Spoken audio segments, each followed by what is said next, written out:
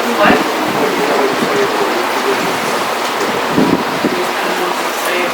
Okay, yeah, thank you.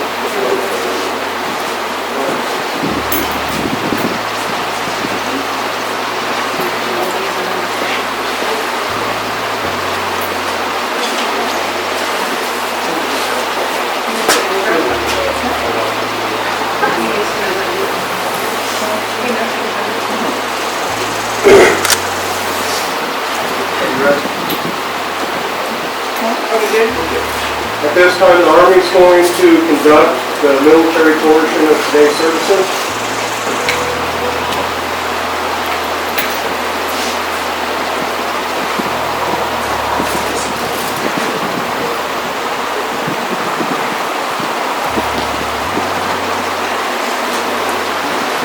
I get those snap of the pants out, please.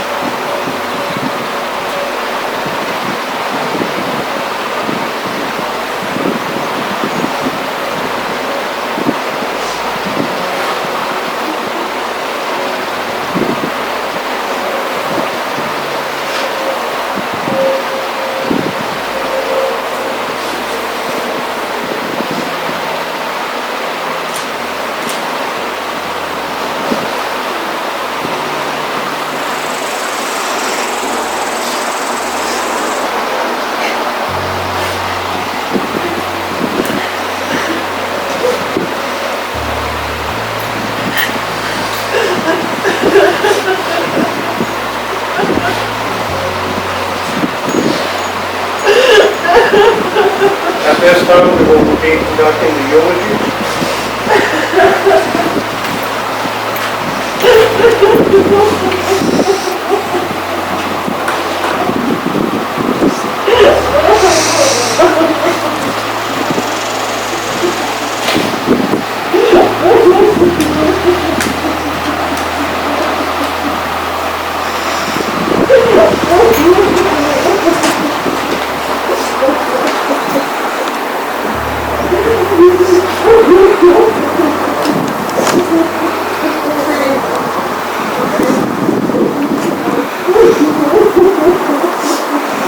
Is that better? Trudi was my best friend, my confidant, but I refer to her most as my homie. From the moment we met one another, there was an instant connection and trust I have never felt with another soul. She got me on a different level than anyone else. We always said the world was simply lucky we were friends, because otherwise we could have been mortal enemies. There was no gray area. I'll always remember the moment she let me in as a friend. We were sitting in the deer tent at the state fair. She looked over at me and said, "I think I'm ready to have a friend again, Riss." I was taken aback with the story that followed and what she saw in Desert Storm, and the stories of the friends she lost. She said that was why she refused to ever let anyone in again. Yet somehow I had broken through her barriers to the other side and showed her that friendship wasn't possible again. She'll never know how much that moment truly humbled me. I know she wants me to suck up my tears right now, so in an attempt to do just that, and keep this as she would have wanted it, I will share happy memories of my homie. Trudi had a propensity for getting lost in stores, so much so that Angel made her hold on to the cart so she didn't lose her. When we would go places, I always pushed the cart. Find one another, we yelled hook 'em and horns. No one but us would ever respond that way for sure. I'd hear a faint horns in the distance and go towards it. Sure enough, there she was in the college sports section, turning all the OU items upside down to say no, just like all the OU fans turn the Texas stuff upside down. I'm never going to be able to walk past a section of OU gear without turning something upside down in her honor. I'm sure you all know how proud Trudi was of her German heritage, but did you know that she was in fact more Irish than anything? She did one of those DNA test kits and it came back more Irish than German. I always did give her grief for needing a kilt instead of lederhosen. For her birthday last year, I found the perfect sign. She always wanted to shine her boss neon sign. I found one with a 4-inch clover around it. It was a perfect mix of her German and Irish heritage that only her homie could get away with celebrating. She loved trying to guess what her birthday gifts were every year. I think she eventually gave up on me getting her a riding lawnmower, though. My favorite one was her 50th, a wild animal experience. She got to hold a sloth, a lemur, and a wallaby. The look on her face when she could open her eyes and the pure childlike excitement is something I will always treasure. The proudest moment, though, is when she asked me to stand up with her to marry Angel. She said she wanted me by her side as I had always only known her as her true self and never judged her otherwise. From seeing the nervous jitters while getting ready to taking the bouquet and handing her the ring for Angel, it was an experience like none other. To watch true love win was an honor I will never take lightly. My 5 a.m. roll call is never going to be the same. In fact, nothing's ever going to be the same. We used to race to the phone each morning to see if we could text each other morning homie first. We had a rule not before 5 a.m. though. Even though I don't run to the phone now, I still tell her good morning every morning without fail. Just know, homie, I intend to make good on my promise to you. Rest easy.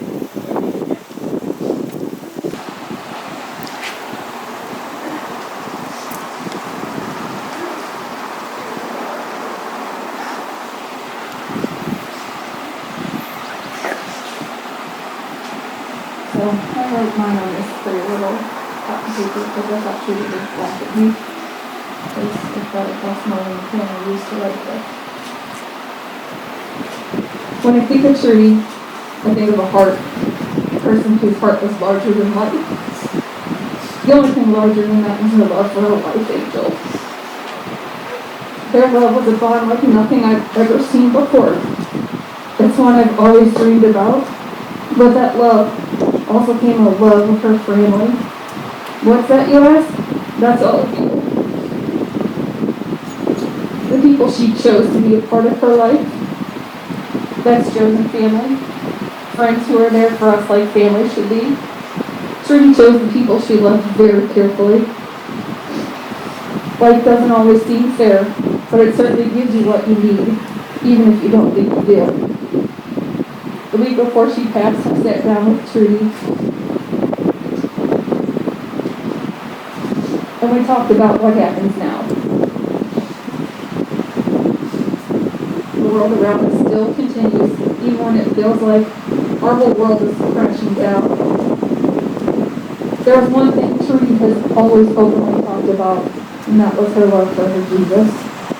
When she and I were speaking, and she started reciting John 3:16, I knew in that moment that she was at peace. She knew she was going to a better place, where she was going to be taken care of. What was she worried about? She was worried about all of you. Angel, Ben, Marissa, Tessa. She wanted me to make sure that I took care of all of them, and I'm going to do my darndest to do that. Such a selfless act of love. The epitome of it, actually. In her last days, while she was dying, all she cared about was her loved ones. So please, all of you, dry those tears and look up there, because I assure you she's looking down on every single one of you. And she's smiling. She's probably flipping horns, but she's up there. So until Valhalla, amen.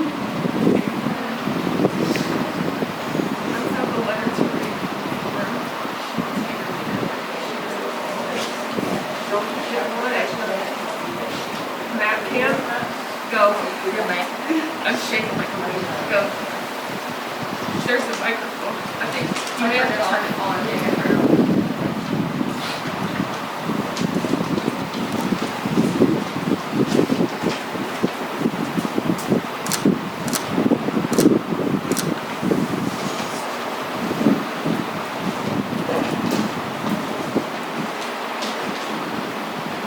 The words of my mom, written to my sister a few years ago when I heard her. My daughter, I remember you so vividly the day you were born. You were so beautiful and sweet in my arms, as I kissed all your fingers and your toes, your eyes and your ears, so perfectly formed.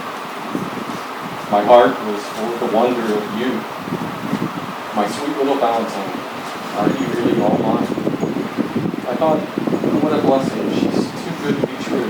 I had visions of tea parties, dresses, and dances, as most moms do. But you danced to the beat of a different drummer. It was denim jeans, t-shirts, trucks, and cars.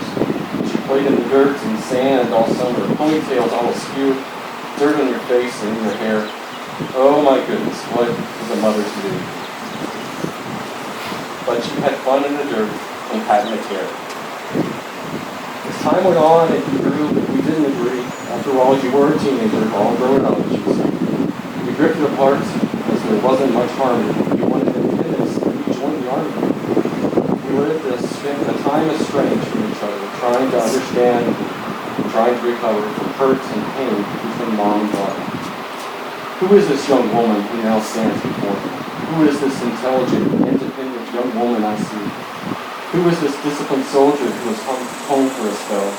Is this the little girl that I used to bounce on my knee? And what tales of adventures will you have to tell? I'll never know your suffering and pain, the things you saw and did while away, and something you carry inside still today.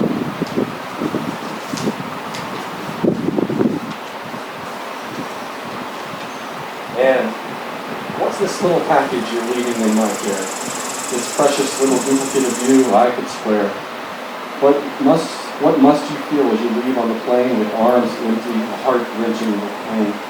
A sacrifice for your country that goes above and beyond, but a wonderful gift to grandparents allowed to bond. The time spent with your little one will always be treasured. The joy she gave to all who just cannot be measured. Every day was precious and filled with love. Seeing her beautiful face and eyes and all her laughter, I'm sure the angels heard it above. But time passes quickly and soon you return. You were united with your baby as I promised her day after day. The house seemed empty and oh, how my heart burned, even though I knew she wasn't mine and couldn't stay. We have come a long way despite differences too wide to agree. So we don't go there and we just let things lie. Yes, we've come a long way, my daughter and I. We love each other as mother and daughter should, finally accepting who we are as only we could. There's only one like her in all this world, and I'm so happy God sent her to me, because in His wisdom He knew, just like His love, ours for each other would last through eternity. Rest in peace, my child, my baby girl. I will see you again someday, I'm sure. I love you, too.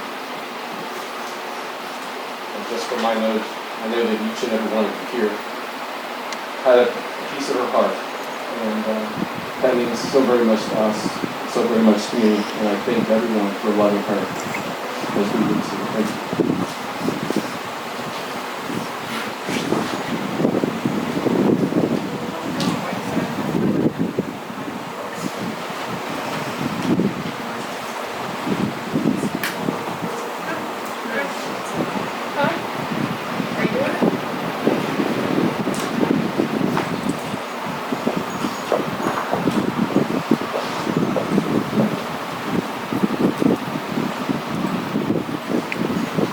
My mother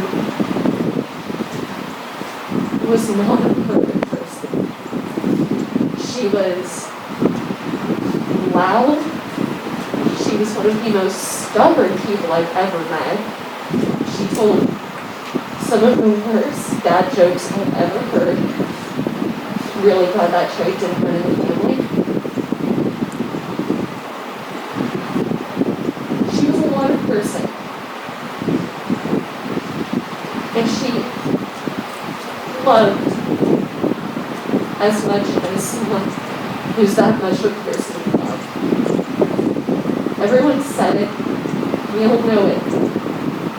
To be loved by Trudi was a special feeling. And I'm glad that I get to share that feeling with all of you. That's all.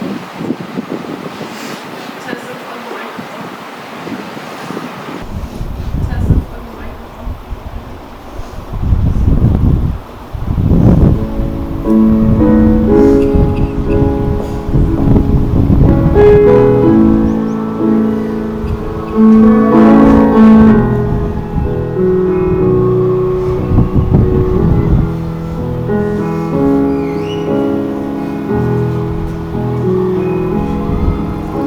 I heard there was a secret chord they played and pleased the Lord, but you don't really care for music, do ya? Well, it goes like this: the fourth, the fifth, the minor fall, major left, a baffled king composing hallelujah. Hallelujah, hallelujah, hallelujah, hallelujah.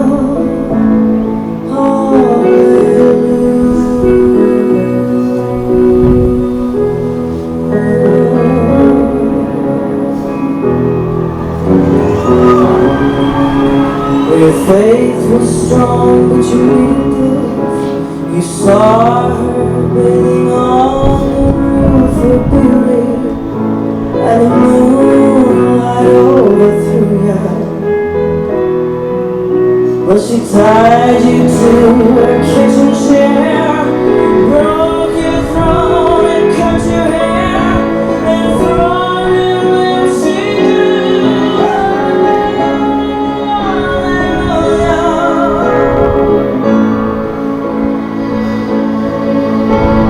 Hallelujah, hallelujah, hallelujah.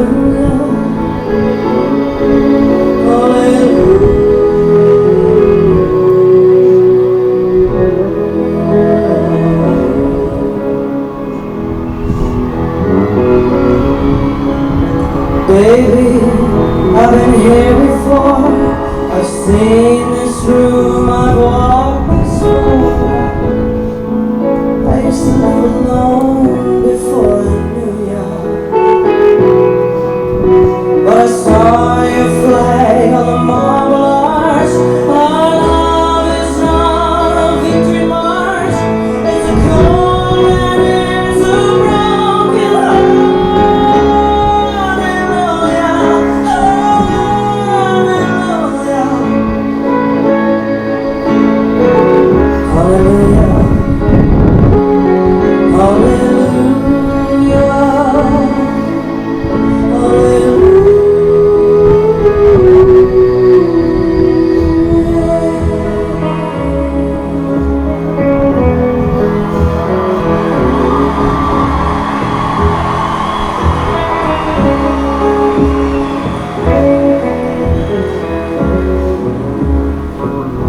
Maybe there's a God above.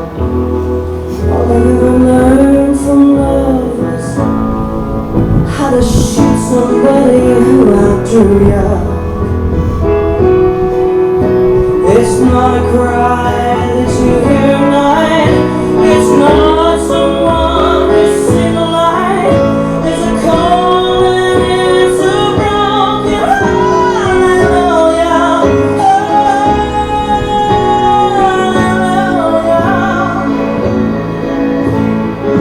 Hallelujah. Hallelujah.